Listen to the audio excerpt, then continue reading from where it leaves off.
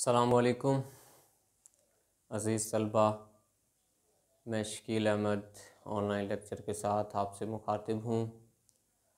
उम्मीद करता हूँ आप सब खैरियत से होंगे, खुशबाश होंगे।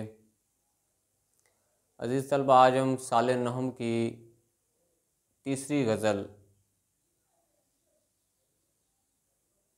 बहादुर शाह ज़फ़र की जो लिखी हुई है उसका मुताला करने जा रहे हैं।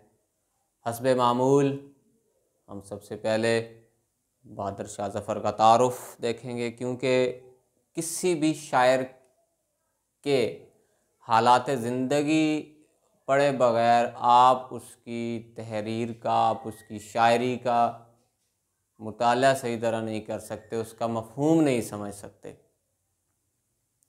तो बढ़ते हैं बहादुर शाह ज़फ़र के तारुफ़ की तरफ। 1775 में पैदा हुए और 1869 में इनकी वफ़ात है।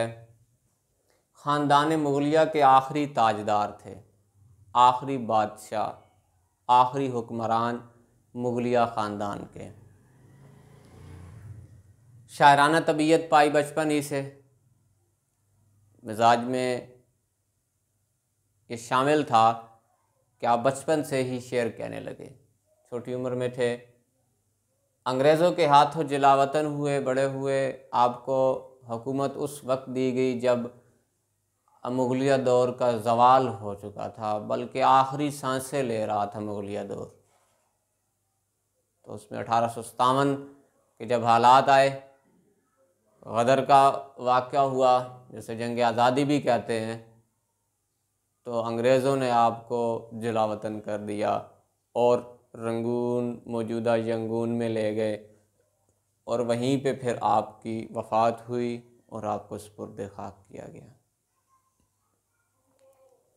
आपकी शायरी के मौज़ूआत में सोज़ो गुदाज और गम बहुत है, जलन है, कुड़न है, हालात से तंग आके। हालांकि बादशाह भी हो और शायर भी हो तो उसको तो बड़ी जो है वो रंगारंगी वाली शायरी करनी चाहिए, लेकिन दुख दर्द परेशानी वाली शायरी एक नरम दिल रखने वाला शख्स ही कर सकता है। तो आपकी शायरी के जो मौज़ूआत हैं उनमें दो बड़े मौजू सोज़ो गुदाज और गम हैं। गज़ल गो शायर हैं, गज़ल कही, गज़ल ही आपकी पहचान बनी। आपका कुलियात ज़फ़र 4 दवावीन पर मुश्तमिल है। दवावीन दीवान की जमा है।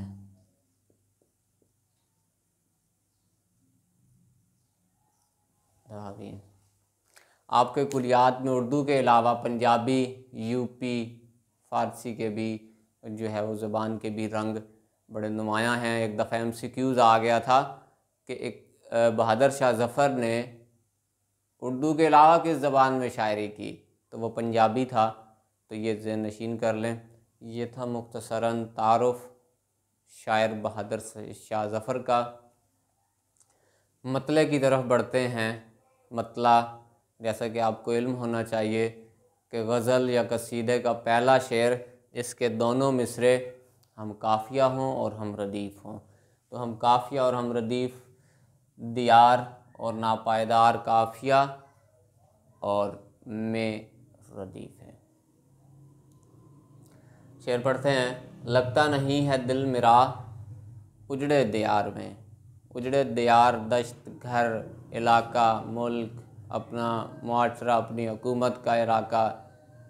कहता है कि अब इस उजड़े घर में, मुराद इस मेरे अपने मुल्क में, हिंदुस्तान में, कहता है दिल नहीं लग रहा। क्यों? किसकी बनी है आलम नापायदार में। अब यहाँ पे आलम जो है वो दुनिया है, जहान है, ना के कैफियत का नाम है। और नापायदार, पायदार होता है मजबूत, मुस्तहकम, हमेशा हमेशा के लिए रहने वाला। नापायदार, ख़त्म हो जाने वाला, ना मजबूत, जिसमें मजबूती ना हो। उजड़े दियार, उजड़ा घर, उजड़ा मुल्क। तो तशरीह में मैंने लिखा है, तशरीह तलब शेर में शायर कहता है कि मेरा अब अपने मुल्क, अपने घर में ही दिल नहीं लगता और लाजिम है कि किसी की भी इस ख़त्म हो जाने वाले जहान के साथ नहीं बनी। जैसे मैंने नीचे शेर हवाले के तौर पे लिखा, दुनिया की महफलों से उकता गया हूँ यारब, क्या लुत्फ़ अंजुमन का जब दिल ही बुझ गया हो। शायद अगर गलत नहीं है शेर तो अब वही बात कि हुक्मरान भी है, लेकिन क्या है कि अंग्रेज़ जो फ़ौज है, अंग्रेज़ लोग हैं, अंग्रेज़ कौम है, फ़रंगी जो हैं, वो अब हिंदुस्तान पे काबिज़ हो रहे हैं। सोने की चिड़िया समझते थे हिंदुस्तान को और इस पे हुकूमत करना चाहते थे और बहादुर शाह ज़फ़र इसका निशाना बने। तो ये वो हालात हैं जब आप हुक्मरान भी हो लेकिन आप हुकूमत नहीं कर पा रहे, आप पे किसी और कौम का जो है वो हाथ है, कोई और कौम आपकी सरपरस्ती कर रही हो, वो आपसे बात बनवा रही हो डंडे के ज़ोर पे, तो आपकी क्या हालत होगी। अगला शेर देखें, उम्र दराज मांग के लाए थे 4 दिन, 2 आरज़ू में कट गए 2 इंतज़ार में। इंसान की ज़िंदगी ख्वाहिशात से भरी पड़ी है और हज़ारों ख्वाहिशें ऐसी कि हर ख्वाहिश पे दम निकले। बहुत निकले मेरे अरमान लेकिन फिर भी कम निकले, गालिब ने कहा था। तो बहादुर शाह ज़फ़र भी यही कहते हैं कि इंसानी ज़िंदगी ख्वाहिशात से भरी पड़ी है। ख़ास कर मेरा ख़्याल है जब बहादुर शाह ज़फ़र कैद में होंगे तो ये शेर कहा हो कि अब उम्र दराज मांग के लाया था 4 दिन, लाए थे 4 दिन, मुराद मेरी ज़िंदगी 4 दिन की थी। इंसानी ज़िंदगी 4 दिन की है, फिर उसके बाद गुफ़ा दे रहा है, मौत है। तो इंसान की ज़िंदगी सारी ख्वाहिशात करते और ख्वाहिशात की तकमील करते हुए बसर होती है। इंसान एक काम मुकम्मल होता नहीं है, दूसरा पहले सर उठा लेता है। एक ख्वाहिश पूरी होती नहीं है, दूसरी ख्वाहिश सर उठा लेती है। तो इंसानी ज़िंदगी ऐसी ही चीज़ों का मजमूआ है। हमारी आधी ज़िंदगी ख्वाहिशात की तकमील और आधी ज़िंदगी ख्वाहिशात करते हुए गुज़रती है। तो बहादुर शाह ज़फ़र का यही कहना है, उसकी ज़िंदगी भी ऐसे ही गुज़री। आगे कहता है, बुलबुल को बाग़बां से न सयाद से गिला, किस्मत में कैद लिखी थी फ़स्ल बहार में। अब ज़ू मानवियत है, एक तो यही परिंदे के हवाले से, बुलबुल को बाग़बां से न तो माली से उसको कोई गिला है और ना ही सयाद से कोई गिला है, शिकारी से।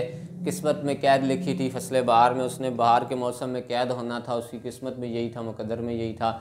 दूसरा हम इस्तिआरतन अगर लें तो बुलबुल शायर अपने आप को कह रहा है, बुलबुल को बाग़बां से न सयाद से गिला, ना तो मुझे अपने निगहबानों से कोई गिला है, दोस्त अहबाब रिश्तेदारों अजीज़ों से कोई गिला है, और ना ही उस अंग्रेज़ कौम, उस फ़रंगी से जो शिकारी की सूरत में आई थी। मेरी किस्मत में कैद लिखी थी मेरी बादशाहत के दौर में।